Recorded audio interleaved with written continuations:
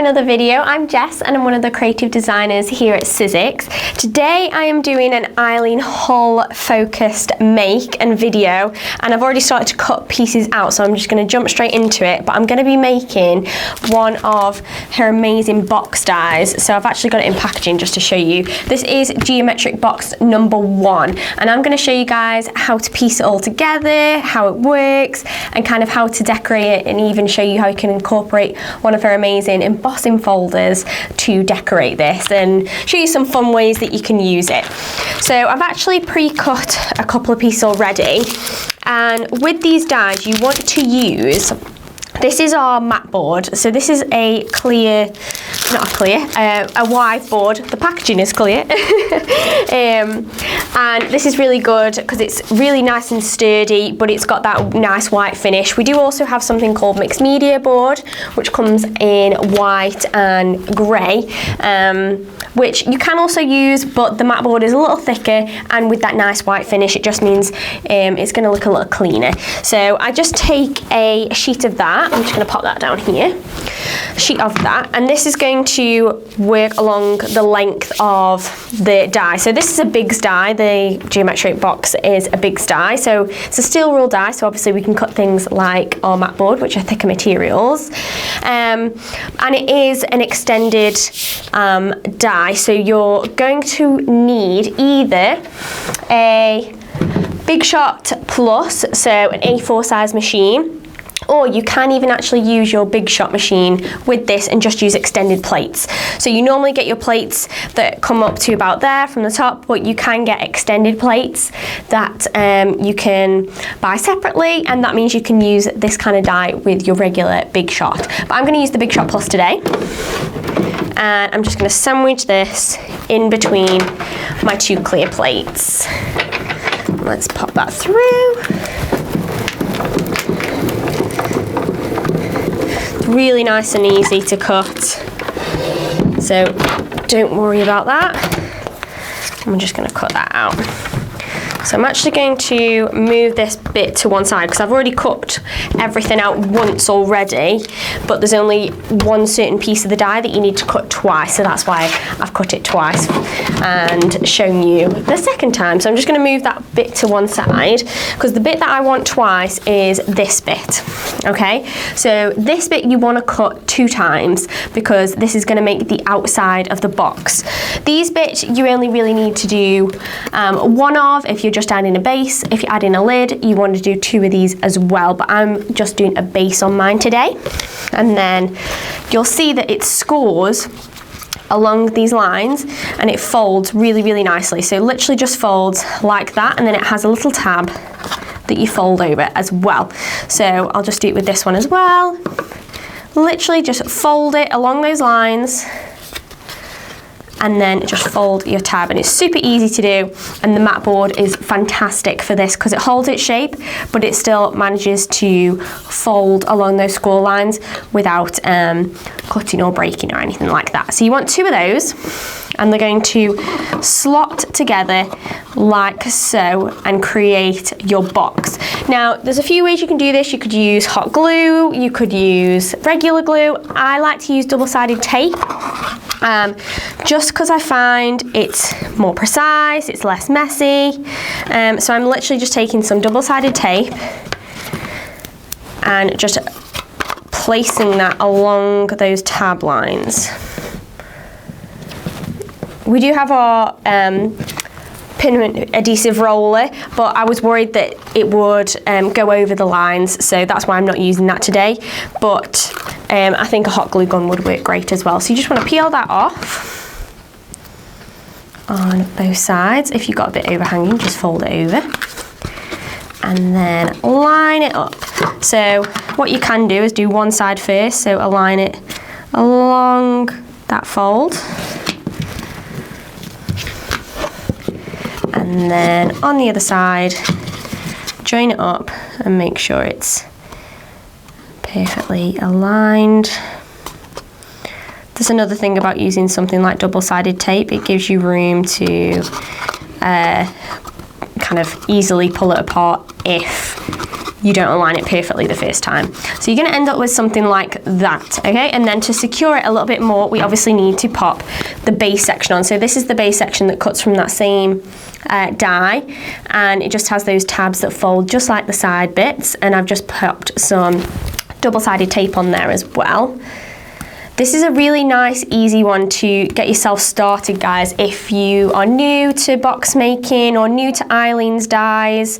You may have seen she does all of her journals and things like that, but if you're a little bit afraid of something like that and you think, oh, I can't undertake something and I don't know how to make all the big school board journals and things like that, this is a really nice, easy one to start with, and it looks amazing because you can decorate it however you want.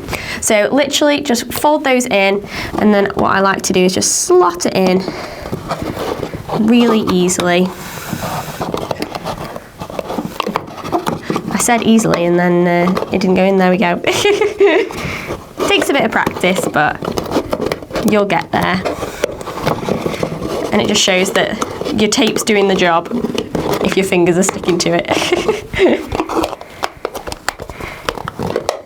And the good thing about the sides is they're really movable, so you can easily adjust it. So once you get that in, just give it a firm press. And you have your base section. Just make sure that's nice and secure. There we go. With this extra square, what you can do is you can create a little lid with this one. You could cut another one of these ones and create your lid. What I like to do is kind of add this little square to the bottom, and I'm just going to glue that on with some hot glue, I think, and this just neatens everything up. You don't see anything that's a little bit messy or anything like that. Just a little bit hot glue, and this just secures it in place and gives it a really, really nice clean finish to that bottom section. Okay, so now we've got our nice and sturdy geometric box. So now let's start to decorate. And again, I've pre-cut quite a few bits already, but I want to do an alternate design. So obviously you can see how the triangles work. I'm going to use those as my base. And what I'm going to do is I've got some cream cardstock, so this is all smooth ivory cardstock, and then I've got some of green cardstock, which is our eucalyptus colour. And I think I've already, no I haven't, I thought I'd attached the adhesive already, but what I like to do with these is I like to pop some Sizzix adhesive sheet on the back. So just peel these off, and I like to stick these on the back of the card. And this just means that I don't have to use any glue or anything like that when it comes to sticking them onto the box, because if I'm using wet glue in particular, like our express glue or something like that, it may sort of distort the paper, or you might see some bubbles, or it might splurge out the sides. So this just makes it a lot cleaner, particularly if we're making something that, I don't know, is going to go on your home or something like that. You don't want it to be messy. So with this, we want to cut out the triangle. So we'll bring back that die. So let's get rid of these pieces on here.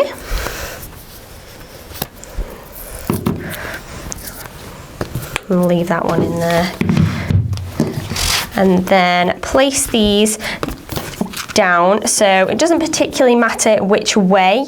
You obviously need to cut 4 of each, because we're going to alternate. So we're going to do a cream, a green, a cream, a green. So you want to do 4 of each, but you probably need a slightly longer piece than I've done, but I just need 2 of each for now because I've already pre-cut some. So let's just place those on there. I can cut 2 at a time because I'm working with a bigs. Probably cut more than 2 at a time actually, but you know, I only need this many. Run that through. Oh. I'm going to lose this big die on the other side of the table. There we go. And then you get something that obviously looks like that. So it's similar to what we had with the mat board, but obviously with cardstock. Let's move this to one side. And now I need some scissors, which luckily I have. You can also use scalpel knife or a guillotine for this, but you will notice how some of these have cut through, excuse me, they've cut through quite well already. So I can just pop those there. Because it is a much thinner material than the mat board, it's going to cut through some of those score lines. So just cut along those score lines. Okay, so we've cut out some of the cream ones we just want to cut out. I'm just going to cut out 2 of these green ones. Because we did 2 layers, this one didn't cut along those score lines. So it needs a little help. But it's really easy to follow along that line. But the good thing is that we've got that adhesive on the back. So when I turn this over, you'll see we've got adhesive on the back of these, which is going to help us massively. I'm going to move this one to one side. The green ones I want to just pop to one side because I'm not going to do anything with those. I'm just going to stick those on as they are. But the cream ones, what I want to do is I want to use one of Eileen Hull's embossing folders. So this is the Silverware embossing folder. And I have got the packaging here actually. And it has this gorgeous detailed kind of like, what's the word, like cutlery design, like kind of old school silverware, which is beautiful and I think is going to work really, really nicely for this because I'm looking to put it on a table or in my kitchen or something like that. So I thought this would be a really nice one to use. So I'm going to actually emboss these. So let's place those on to our embossing folder. Bear in mind which way up you want your emboss to be because obviously we've placed adhesive on the back. So it's quite important that we have it the right way up so it embosses properly rather than debosses. But you can probably get about 2 in one pass. And we can still use the Big Shot Plus for this. I'll bring that in a little bit. But the only thing you need differently is you need that base plate back. So we don't use those for bigs, but we just need that grey base plate. Then we can pop our folder and then one clear plate. So it's the same sandwich that you would do if you're embossing with a smaller machine, just exactly the same. You could even roll it through again, but I think I'll be quite happy with how this is.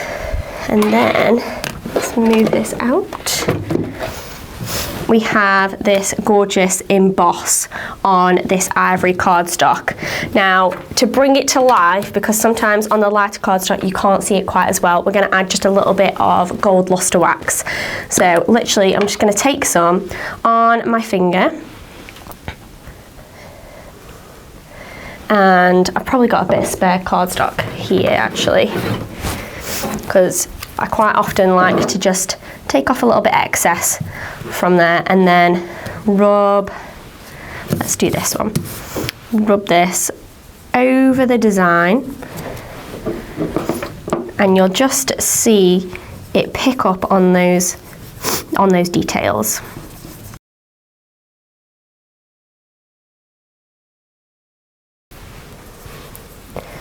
So just add little by little. And it really works beautifully against that ivory, so the gold, the ivory, and obviously we're going to add in those green pieces, but it just looks so stunning. So keep going until you're happy. There's obviously also rose gold and silver luster wax as well. So if that's the kind of vibe that you're going for, then that's definitely an option. So just grab the other ones. I should have got a tissue to wipe my hands. I've probably got one down here. There we go. More organised than I think sometimes. There we go. So we've got 4. I've already done quite a few. 4 of the ivory embossed triangles. I've got 2 with the dark green and then I've actually done 2 light green, and I'm literally just going to peel off the back. So again, no glue needed. Go into it. There we go, just peel that. And then just align that on your box. I'm gonna do these ones at the bottom, and I think I'm gonna do the green ones at the top. Like so. So literally just align those. I'll just do one more just to show you. Again, just peel off that white layer like so, and then just pop that, again, aligned there. And then I'm just going to go all the way around. So the next one is going to be my emboss, then I'm going to do the light green, emboss, dark green, emboss. So I'll keep going and we'll get this all finished.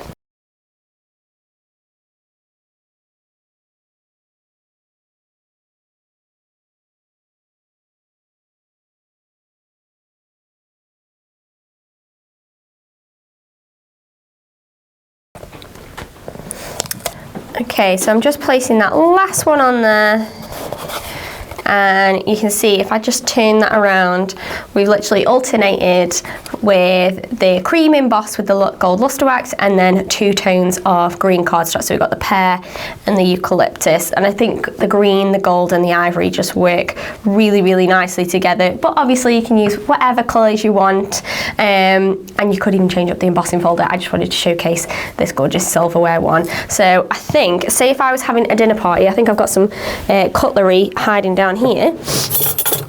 If I had my big buffet table, I could have a table with my cutlery. If I've only got a few of these lovely gold ones, but say I've got one with all my forks in, one with all my knives in, one with all my spoons in. I think that'd look really, really nice on a table. Something else that I wanted to show you guys, I think I've got a plant down here, is how pretty these look with a fake plant in, or a real plant. I think that one's a little big.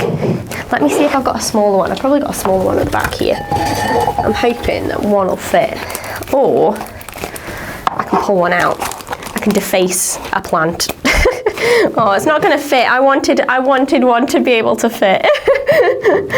I don't think I've got one. That makes me sad. Oh, there we go. There we go. So if I just place that in there, there we go, got there in the end. So you can have your plant sitting in your personalised pot. I think I've even got some more examples under here as well. So we've got some with the little lid on, so I think this is the one on the packaging, because there's actually a little kind of star element that comes with this die, and you could use that as a detail on the top, you could use it on a detail on the side, and there's also little kind of not diamond, like triangle shapes. So these actually also cut out. I think I've got some here that cut out. So these all cut out of the die as well. So you can then stick those on and decorate those and use whatever colours you like. So that's definitely an option. I think I've got so many of these little boxes. We've decorated so many of them and used so many of them in our background and stuff. We've got one where we've used for a little pen pot. That'd be great for your arts and crafts space. And then actually I've got one, I think I've got another one here, with one of the gorgeous sunflowers that are also part of the Eileen Hull collection in chapter 4. So this is the die, so this is the sunflower die, and it just looks amazing just propped up on the side. You could pop it on a little peg and clip it on. You could make a whole bouquet, so I think I've got some down here if you wanted to. So you could make an entire bouquet from paper and felt. I think I've got a felt one here. Let's pop that in there. So there's so many things you could do by mixing and matching just these few dies and embossing folders, and just look at how many things you can actually create using just a couple of the dies and adding the embossing folder for a little bit of texture as well. So there's so many options. I think that is all of the ones that I have to show you. But I think that showcases just how many things you can do with it, how many ways you can customize it, and you can have a lot of fun kind of seeing what you want to use it for, whether it's for your pens, your plants, your cutlery, whatever you want to do. So I think that is everything from me today, guys. Thank you so much for joining me. Don't forget to go and check out all of the other Eileen Hull inspirations. She often does videos and lives showcasing her products. Obviously they have her name on. She wants to showcase those products, and it's no better way to find out about them from her. So definitely check out those lives and those videos over on our social media platforms. And if you make one of these gorgeous boxes or use any of the dies or the folder that I've shown you today, then please leave me a comment and a picture down below or across all of our social platforms using the hashtag #MySizzixStory. We love to see it. You might even make something for Christmas. I think this would be a really nice one to decorate your Christmas tables and your Christmas buffet tables. So if you do that, please share with me. I love to see it, and we'll love to see it here at Sizzix. So again, thank you so much for joining me today, guys. I really hope you enjoyed it. I'll see you in the next one, but until then, stay safe and keep crafting. Thanks, bye.